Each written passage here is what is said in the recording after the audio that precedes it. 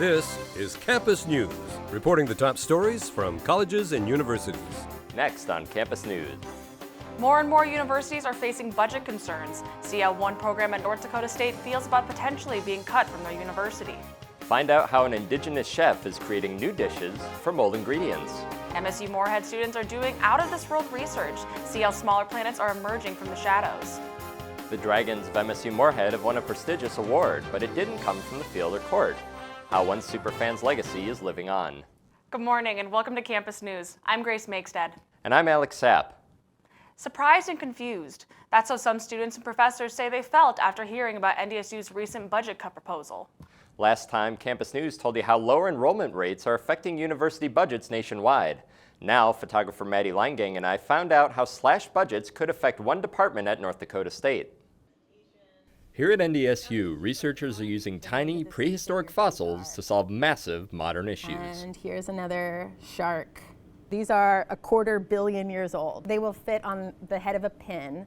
Professor Tackett is examining prehistoric shark teeth. So small, she needs a powerful microscope to study them. And I just think they're cute. Studying ecosystem changes in the past gives scientists like her an idea about what to expect in the future. We learn about climate change, for example, by how strong these predator-prey interactions are. However, NDSU's Geosciences department is currently facing a more pressing issue.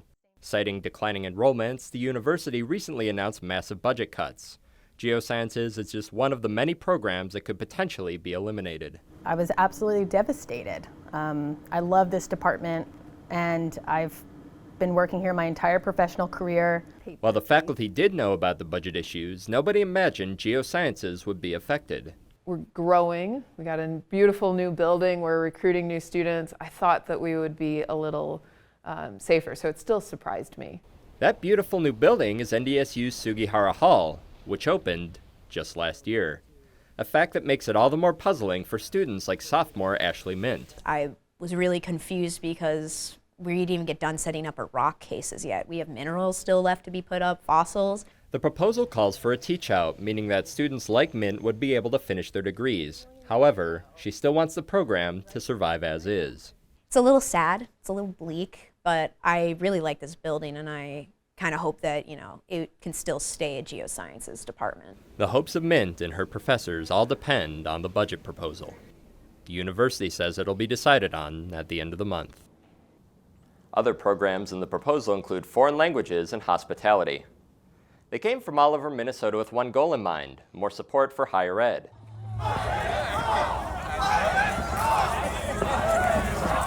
From Moorhead to Mankato, students descended on the Capitol in St. Paul to rally for higher education. Students say they're fed up with rising tuition, especially in the midst of a historic state budget surplus. According to the Office of Higher Education, the annual cost of a Minnesota State University has gone up dramatically. It's increased 170% from 2000 to 2020. Students at the rally urged lawmakers to support increased funding for state colleges and universities. But is higher ed still required to work at Fargo businesses? The NDSU Career Fair offers several opportunities for students. The Career Fair is promoting businesses that offer paid and unpaid internships. Some businesses also no longer require a college degree. Companies are offering remote and in-person jobs. Future employees can be just a click away from a career. Students can still get advice even if they are unaware of their future plans. Definitely using the resources here at the school to figure out what kind of career paths I can go after. And definitely here at the Career Fair too, finding out the different opportunities. According to CareerOutlook.com, more than 2/3 of jobs do not require a college degree. Many high school students are considering a different route when it comes to education. Apprenticeships are on the rise, and some experts say the value of a bachelor's degree is slowly fading. According to the U.S. Department of Labor, the number of registered apprentices rose 64% in the past decade due to rising tuition and student debt. On top of offering apprenticeships, many companies are now dropping degree requirements for their employees. For almost 2 years now, MSU Moorhead students have been helping NASA discover new horizons. Reporter Catherine Mikowski has more on the work these students are doing. With research taking place almost entirely at night, MSUM students Mara DeRung and Emily Watson had to give up many hours of sleep during the school year in the summer months in order to spend time at the observatory. MSUM, and specifically Dr. Craig, is a part of the TESS ground-based observers outreach program. So basically, there's a satellite up in space called TESS, and it is imaging big swaths of the sky, and it's looking for potential exoplanets, which is basically when there's a star and there's a planet that passes in front of it.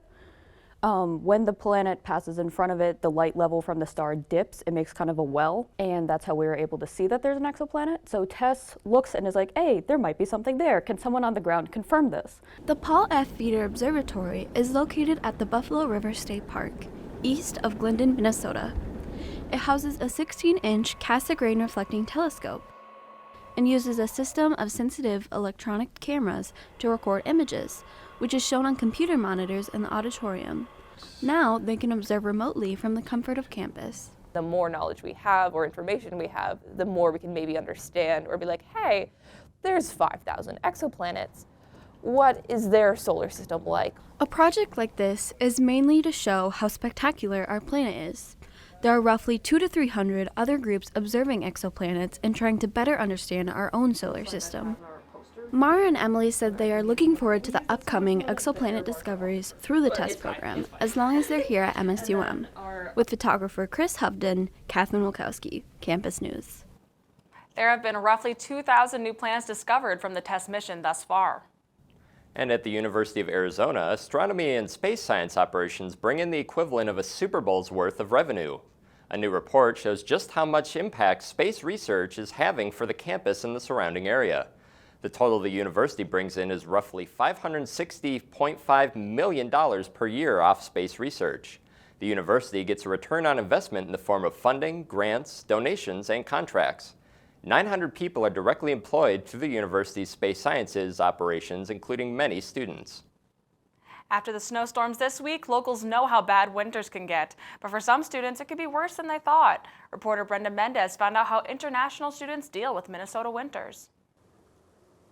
If you're from Minnesota, weather like this comes as no surprise. But if you're from New Zealand, like Vasilina, winter looks a little different. Winter, it doesn't get below 30. And it doesn't snow. Coming to MSUM, it was something of a shock. But I didn't think it was going to be this cold.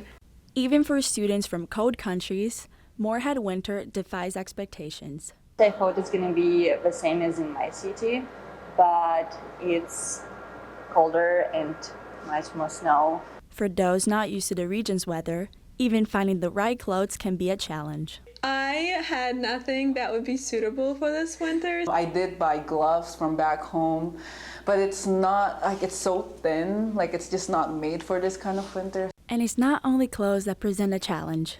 Definitely. After I bought a car, every window was froze, and roads are so slippery compared to my back home, and road conditions so bad. Like I have to shovel the sidewalk, and like with the heater as well, we have to pay attention because you know, the utilities and stuff. So after experiencing Minnesota winter, these international students all offer the same advice. First of all, I bring a lot of winter jacket. Basically just try to stay indoors and stay warm, wear warm clothes. As long as you dress for the weather, it's fine. Brenda Mendes, Campus News. Information about winter weather is part of orientation for new international students at Moorhead. Architecture students at NDSU are getting a unique opportunity. 16 students are working to design a new downtown area for Minot. Minot Area Chamber approached the students after seeing their design for Medora Creed in 2021. Their design included a new downtown housing, a new town center, and a Rough Rider arena. Their new Minot design will premiere in May. A Minnesota university has received the largest gift in campus history, but it comes with a challenge. St. Mary's University of Minneapolis received a commitment of $25 million from an anonymous alum and his family. It's the biggest gift the campus has ever received. The money will support a plan to revitalize the university.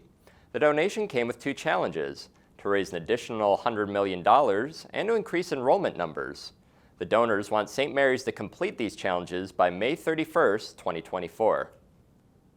Whether it be engines, air conditioning, or brakes, M-State professors are doing their best to prepare students for their future careers. In March, some students will be given the chance to put their skills on display. Reporter Catherine Wilkowski shows us how they're preparing.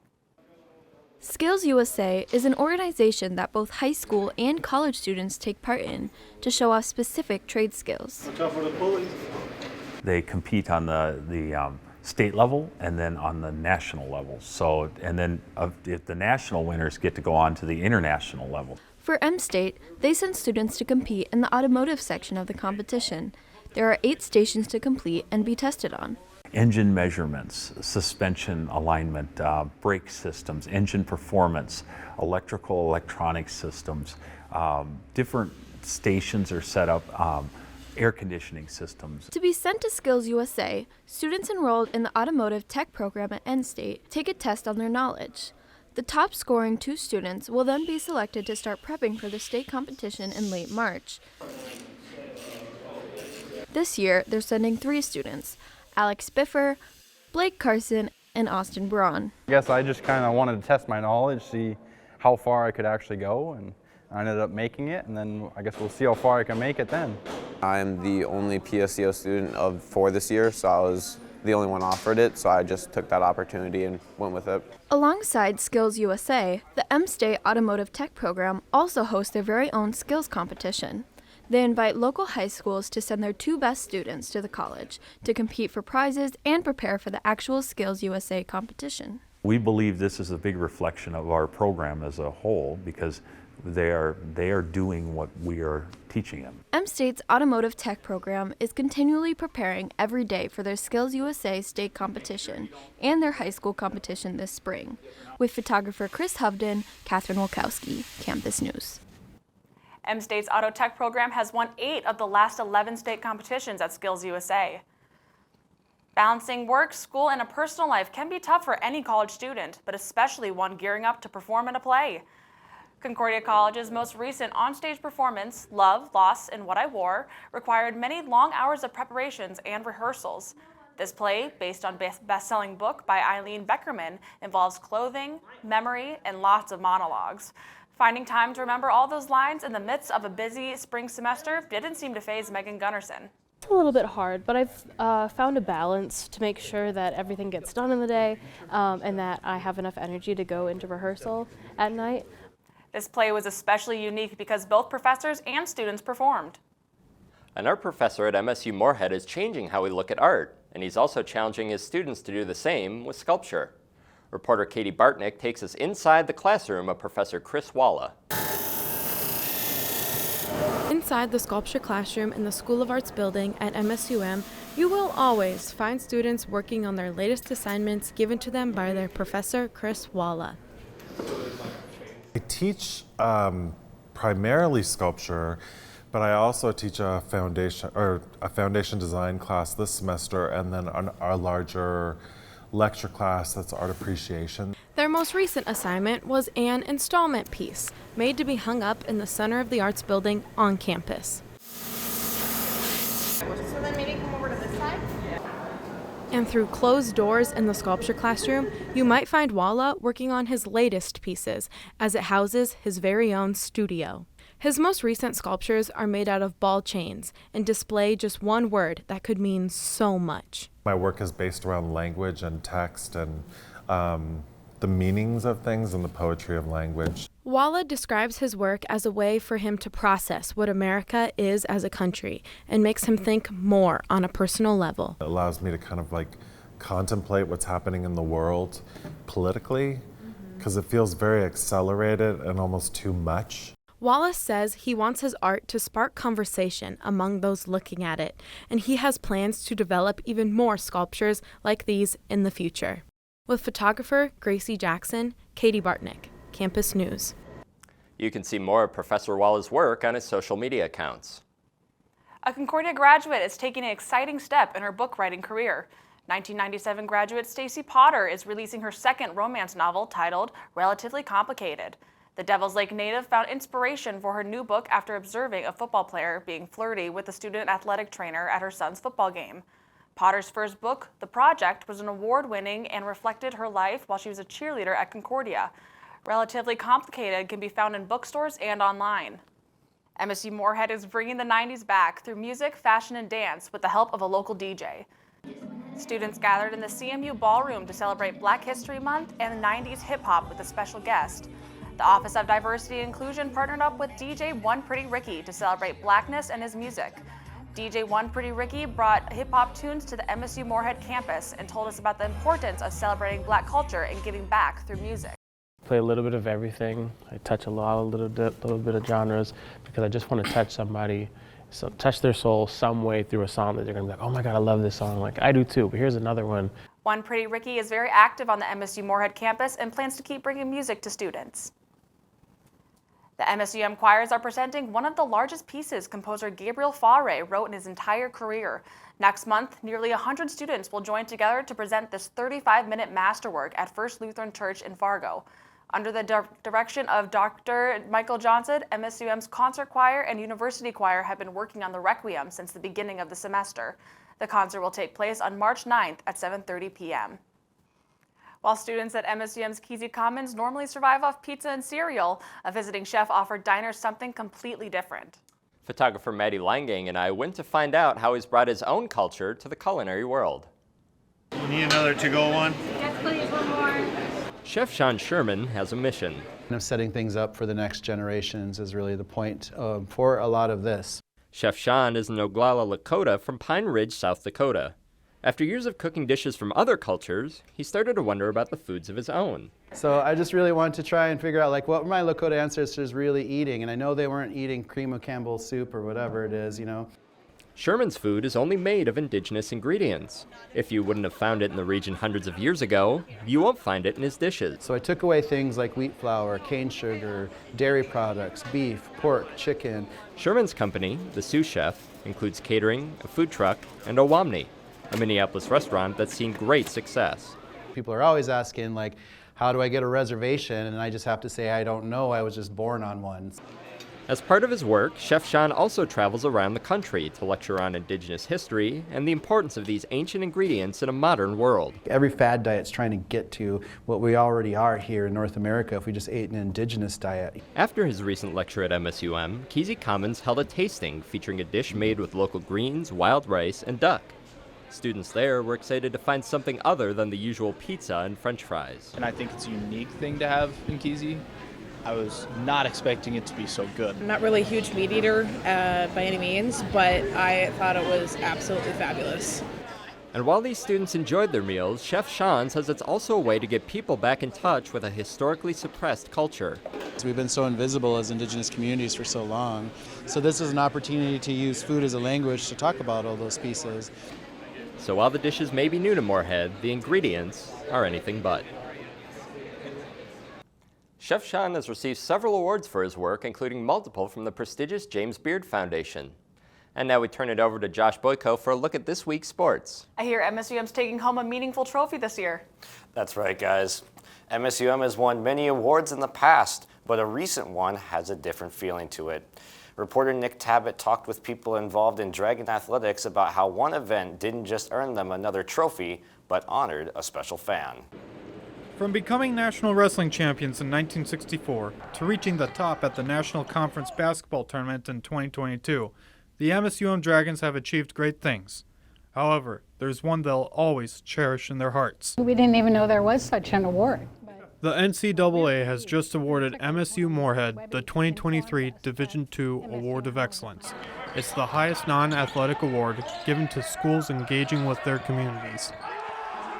MSUM received it for their Make-A-Wish night last year. It's an annual event where the school raises money for kids with serious illnesses. Last year specifically became a little bit more than your average Make-A-Wish night because of, the passing of Joe Keller. Joe Keller was known as the superfan around campus. He was diagnosed with muscular dystrophy at 5 years old and died in May 2021. He wanted all his favorite teams to win a championship. His favorite was basketball, but he had real close connections with the football coach and the football players and all his classmates. In honor of his memory, the Student Athlete Advisory Committee put together the Make-A-Wish event, but in a Joe Keller fashion. The girls and men's team all wore those shirts as warm-ups. And the band that played that night was wearing them, which is really cool. Everybody didn't just see Joe as a fellow student or fan. He was considered family. He was known for his happiness and perseverance. Joe's mother, Joni, says there was no other place he wanted to be. MSUM was a perfect fit for Joe. When we came here, he actually visited NDSU the same day, but he came here last and he said, this is the place for me. Last year's Make-A-Wish night wasn't just a couple of basketball games. It was a community brought together in remembrance of one inspirational friend. With photographer Josh Boyko, Nick Tabbitt, Campus News Sports.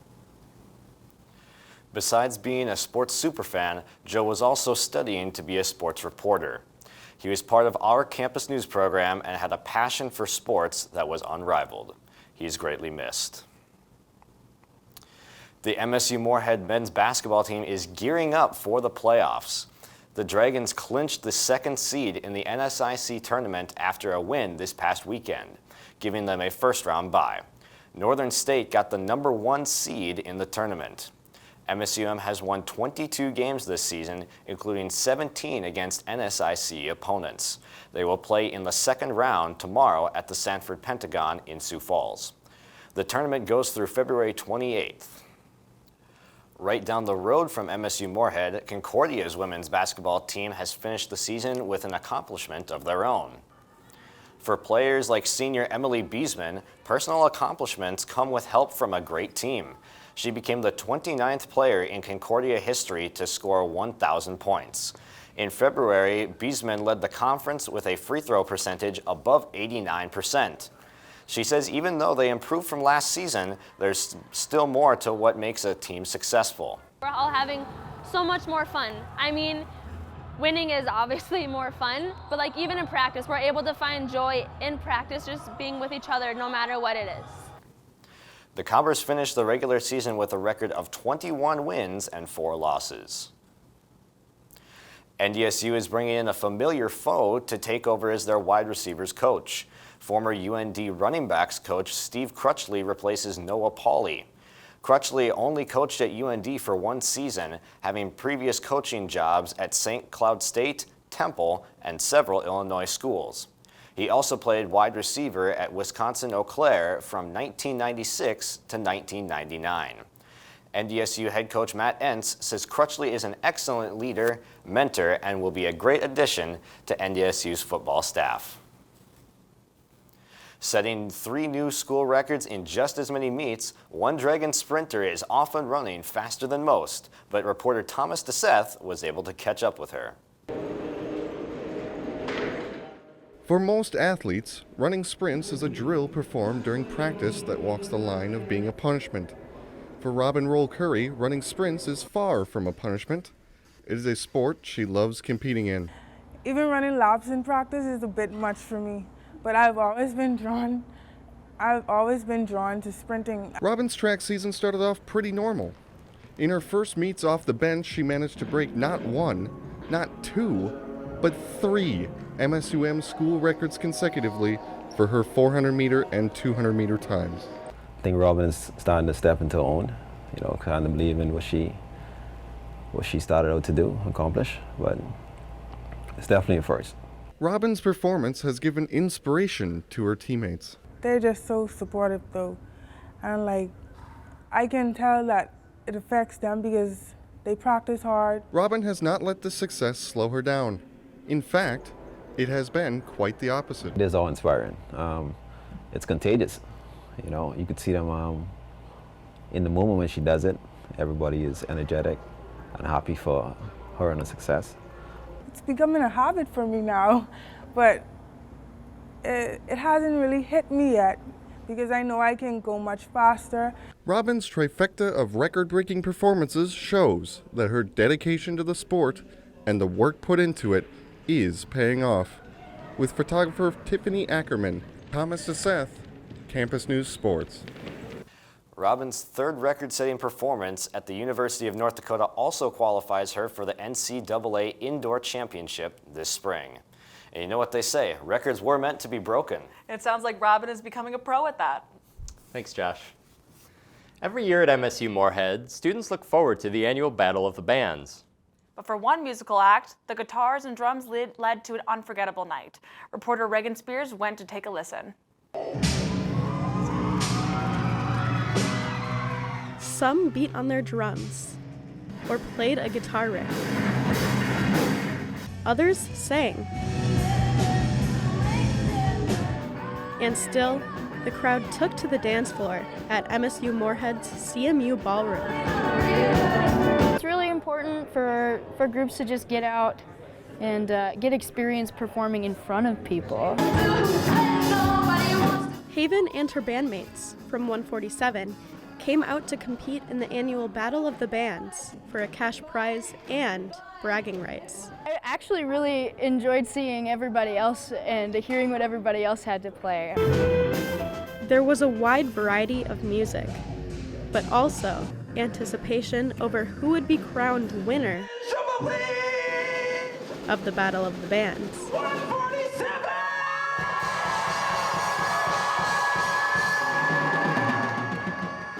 Haven tells us what music means to her and the band. Everything that I do just always comes back to music, I think. You know, it's so important, and I think a lot of people kind of feel that, you know, just a song or a band or like maybe a classical piece, something that, you know, you just feel it in your soul, and I think a lot of people can resonate with that. Haven says that she has been performing since she was born and plans to keep making music throughout her career. If I could get through tonight. With photographer T1 Mampuan, Reagan Spears, Campus News. 147 took home a $275 cash prize and a larger fan base. And that's it for this edition of Campus News. We leave you with the winning performance from 147. Thanks for joining us and have a great week.